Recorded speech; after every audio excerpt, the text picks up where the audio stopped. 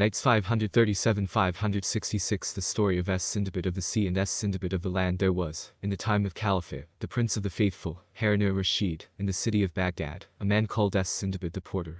He was a man in poor circumstances, who bore burdens for hire upon his head. And it happened to him that he bore one day a heavy burden, and that day was excessively hot, so he was wearied by the load, and perspired profusely, the heat violently oppressing him. In this state he passed by the door of a merchant, the ground before which was swept and sprinkled, and there the air was temperate, and by the side of the door was a white mastaba. The porter therefore put down his burden upon that mastaba, to rest himself, and to scent the air, and when he had done so, there came forth upon him, from the door, a pleasant gentle gale, and an exquisite odor, wherewith the porter was delighted. He seated himself upon the edge of the mastaba, and heard in that place the melodious sounds of stringed instruments, with the lute among them, and mirth-exciting voices, and varieties of distinct recitations. He heard also the voices of birds, warbling, and praising God, whose name be exalted, with diverse tones and with all dialects, consisting of turtle-doves and heezers and blackbirds and nightingales and ring-dove and kirwins, whereupon he wondered in his mind, and was moved with great delight. He then advanced to that door, and found within the house a great garden, wherein he beheld pages and slaves and servants and other dependents, and such things as existed not elsewhere save in the abodes of kings and sultans, and after that, there blew upon him the odor of delicious, exquisite viands, of all different kinds, and of delicious wine. Upon this he raised his eyes towards heaven, and said, Extolled be thy perfection, O Lord, O Creator, O supplier of the conveniences of life. Thou suppliest whom thou wilt without reckoning. O Allah, I implore thy forgiveness of all offenses, and turn to thee repenting of all faults. O Lord, there is no animadverting upon thee with respect to thy judgment and thy power, for thou not be questioned regarding that which thou doest, and thou art able to do whatsoever thou wilt. Extolled by thy perfection. Thou enrichest whom thou wilt, and whom thou wilt thou impoverishest. Thou magnifiest whom thou wilt, and whom thou wilt thou abasest. There is no deity but thou. How great is thy dignity, and how mighty is thy dominion, and how excellent is thy government. Thou hast bestowed favors upon him whom thou choosest among thy servants, and the owner of this place is in the utmost affluence, delighting himself with pleasant odors and delicious meats and exquisite beverages of all descriptions.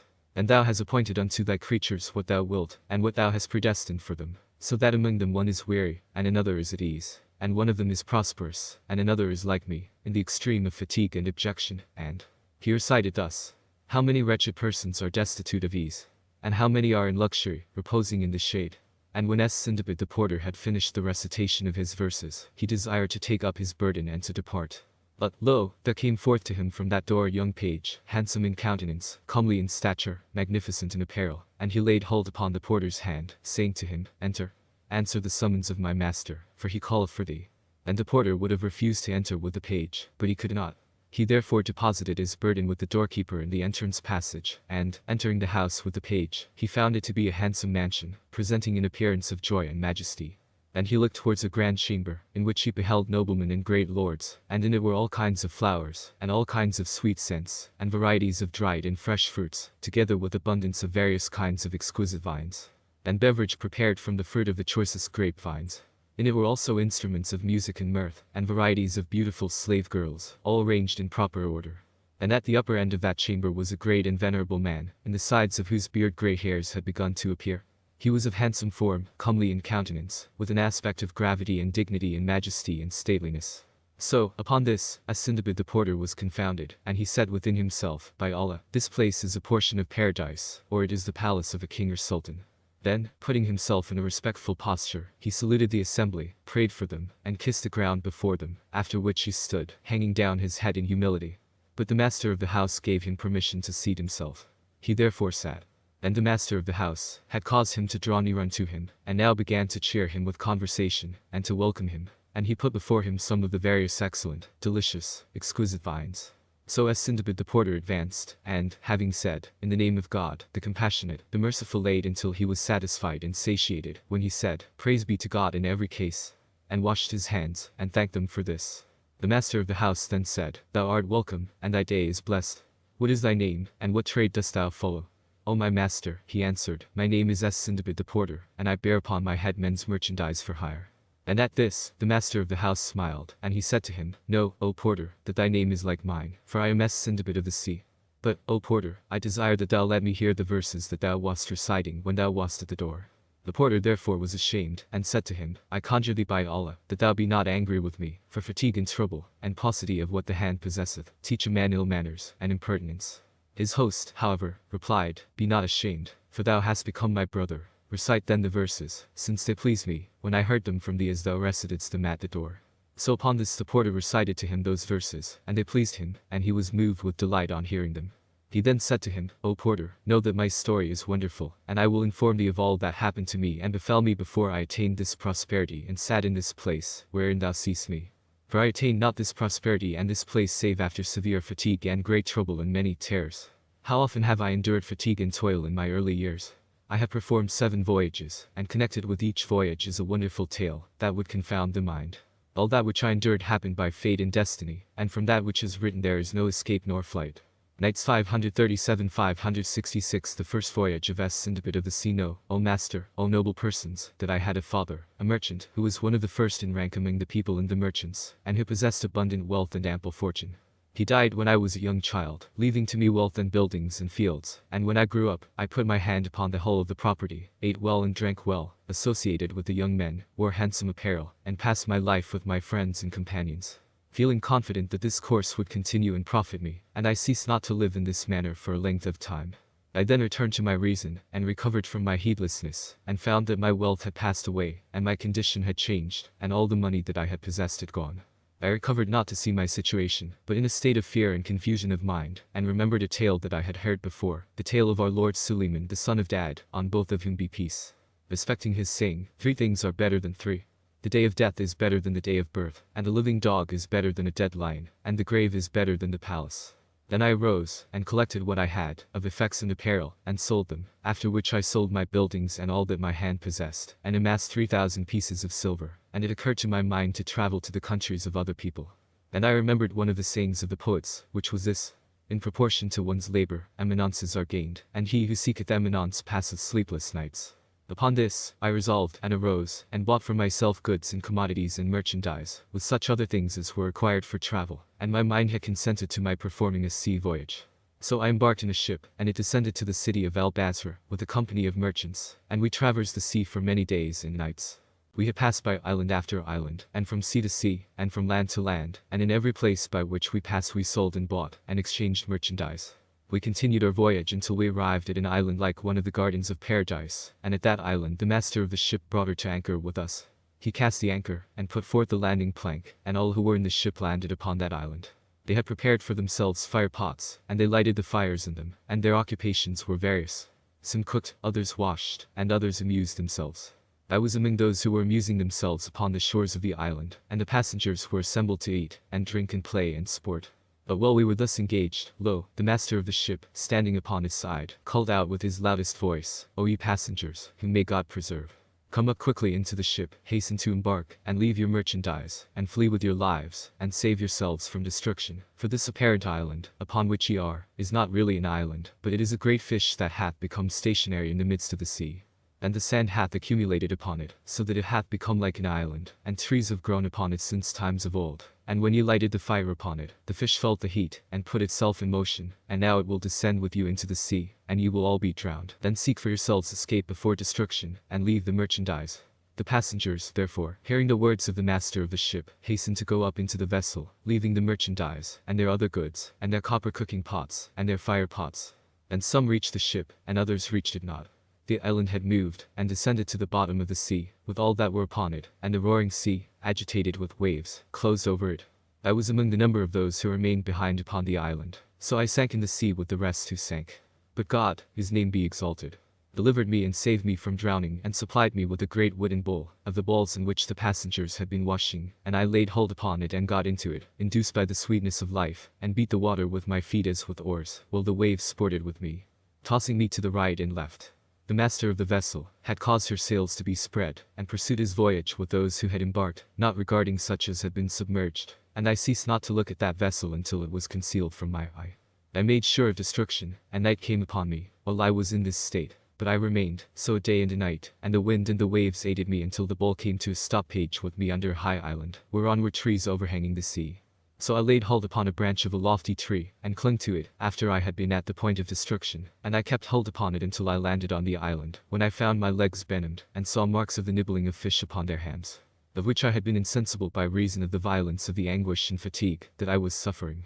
I threw myself upon the island like one dead, and was unconscious of my existence, and drowned in my stupefaction, and I ceased not to remain in this condition until the next day.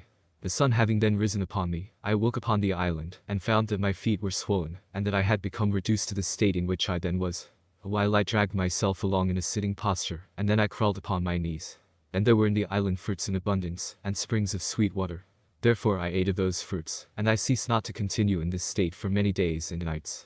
My spirit had then revived, my soul had returned to me, and my power of motion was renewed. And I began to meditate, and to walk along the shore of the island, amusing myself among the trees with the sight of the things that God, whose name be exalted, had created, and I had made for myself a staff from those trees, to lean upon it.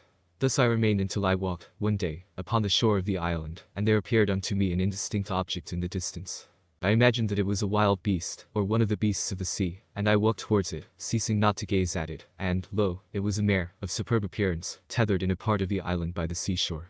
I approached her, but she cried out against me with a great cry, and I trembled with fear of her, and was about to return, when, behold, a man came forth from beneath the earth, and he called to me and pursued me, saying to me, Who art thou, and whence hast thou come, and what is the cause of thine arrival in this place? So I answered him, O my master, know that I am a stranger, and I was in a ship, and was submerged in the sea with certain others of the passengers. But God supplied me with a wooden bowl, and I got into it, and it bore me along until the waves cast me upon this island. And when he heard my words, he laid hold of my hand and said to me, Come with me. I therefore went with him, and he descended with me into a grotto beneath the earth, and conducted me into a large subterranean chamber, and, having seated me at the upper end of that chamber, brought me some food. I was hungry, so I ate until I was satiated and contented, and my soul became at ease. Then he asked me respecting my case, and what had happened to me, wherefore I acquainted him with my whole affair from beginning to end, and he wondered at my story. And when I had finished my tale, I said, I conjure thee by Allah, O my master, that thou be not displeased with me. I have acquainted thee with the truth of my case, and of what hath happened to me, and I desire of thee that thou inform me who thou art. And what is the cause of thy dwelling in this chamber that is beneath the earth, and what is the reason of thy tethering this mare by the seaside? So he replied, Know that we are a party dispersed in this island, upon its shores, and we are the grooms of the king El-Marriage, having under our care all his horses, and every month, when moonlight commenceth, we bring the swift mares, and tether them in this island, every mare that is not foaled, and conceal ourselves in this chamber beneath the earth, that they may attract the sea horses. This is the time of the coming forth of the sea horse, and afterwards, if it be the will of God, whose name be exalted, I will take thee with me to the king El-Marriage, and divert thee with the sight of our country. Know, moreover, that if thou hadst not met with us, thou hadst not seen anyone in this place, and wouldst have died in misery, none knowing of thee. But I will be the means of the preservation of thy life, and of thy return to thy country. I therefore prayed for him, and thanked him for his kindness and beneficence, and while we were thus talking, the horse came forth from the sea, as he had said.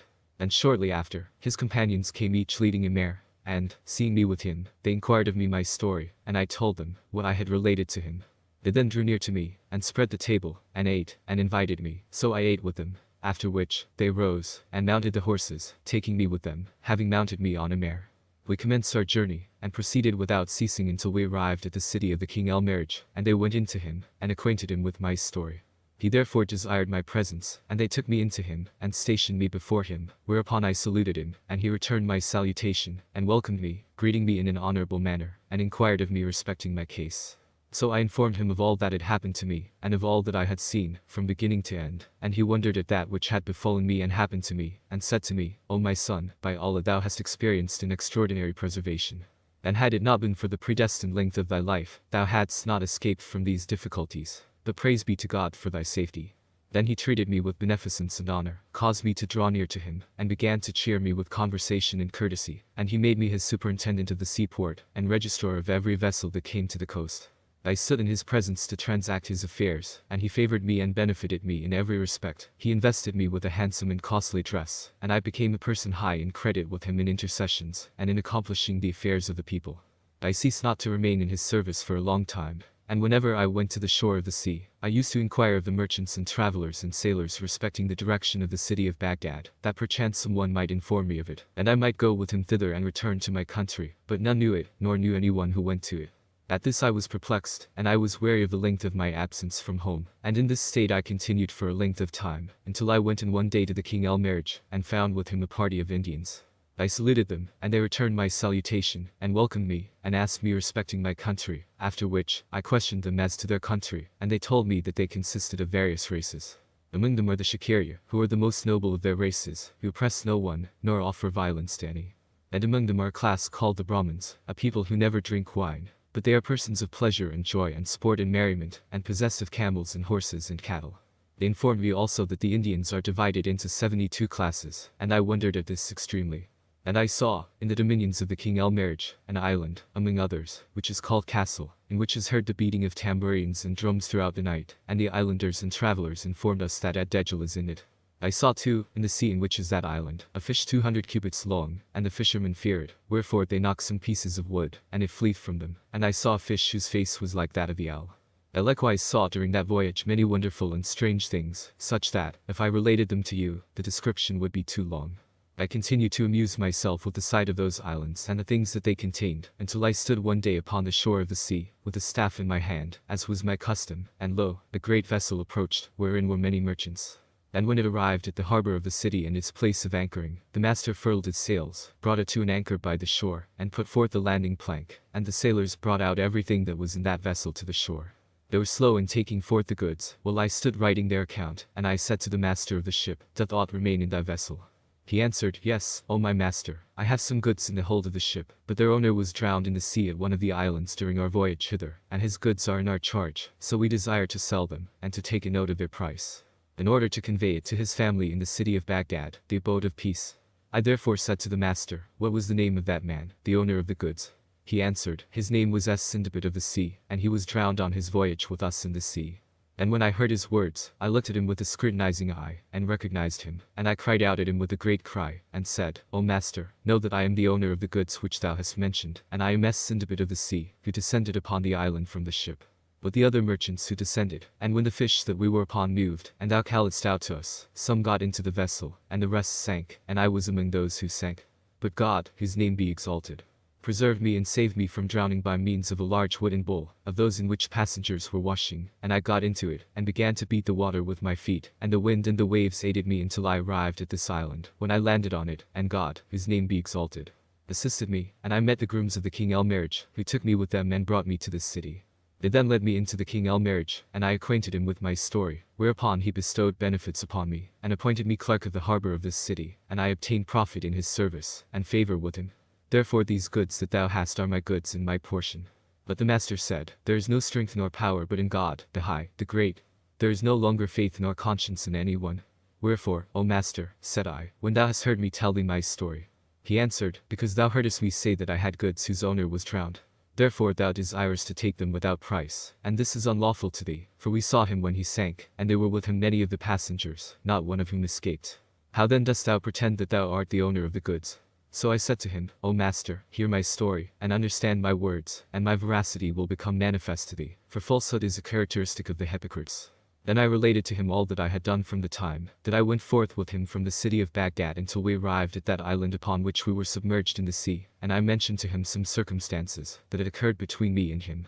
Upon this, therefore, the master and the merchants were convinced of my veracity, and recognized me, and they congratulated me on my safety, all of them saying, By Allah, we believe not that thou hadst escaped drowning, but God hath granted thee a new life. They then gave me the goods, and I found my name written upon them, and naught of them was missing. So I opened them, and took forth from them something precious and costly. The sailors of the ship carried it with me, and I went up with it to the king to offer it as a present, and inform him that this ship was the one in which I was a passenger. I told him also that my goods had arrived all entire, and that this present was a part of them. And the king wondered at this affair extremely. My veracity in all that I had said became manifest to him, and he loved me greatly, and treated me with exceeding honor, giving me a large present in return for mine. Then I sold my bales, as well as the other goods that I had, and gained upon them abundantly, and I purchased other goods and merchandise and commodities of that city.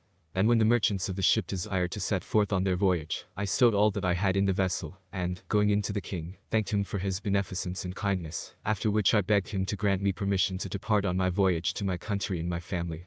So he bade me farewell, and gave me an abundance of things at my departure, of the commodities of that city, And when I had taken leave of him, I embarked in the ship, and we set sail by the permission of God, his name be exalted. Fortune served us, and destiny aided us, and we ceased not to prosecute our voyage night and day, until we arrived in safety at the city of El-Basra. There we landed, and remained a short time, and I rejoiced at my safety, and my return to my country, and after that, I repaired to the city of Baghdad, the abode of peace, with abundance of bales and goods and merchandise of great value. Then I went to my quarter, and entered my house, and all my family and companions came to me. I procured for myself servants and other dependents, and memluks and concubines and male black slaves, so that I had a large establishment, and I purchased houses and other immovable possessions. More than I had at first. I enjoyed the society of my companions and friends, exceeding my former habits, and forgot all that I had suffered from fatigue, and absence from my native country, and difficulty, and the terrors of travel. I occupied myself with delights and pleasures, and delicious meats and exquisite drinks, and continued in this state. Such were the events of the first of my voyages, and tomorrow, if it be the will of God, his name be exalted, I will relate to you the tale of the second of the 7 voyages. Sindbad of the sea then made Sindbad of the land to sup with him, after which he gave orders to present him with 100 pieces of gold, and said to him, Thou hast cheered us by thy company this day. So the porter thanked him, and took from him what he had given him, and went his way, meditating upon the events that befell and happened to mankind, and wondering extremely. He slept that night in his abode, and when the morning came, he repaired to the house of Sindbad of the sea, and went in to him, and he welcomed him, and treated him with honor, seating him by him. And after the rest of his companions had come, the food and drink were set before them, and the time was pleasant to them, and they were merry. Then Sindbad of the sea began his narrative thus.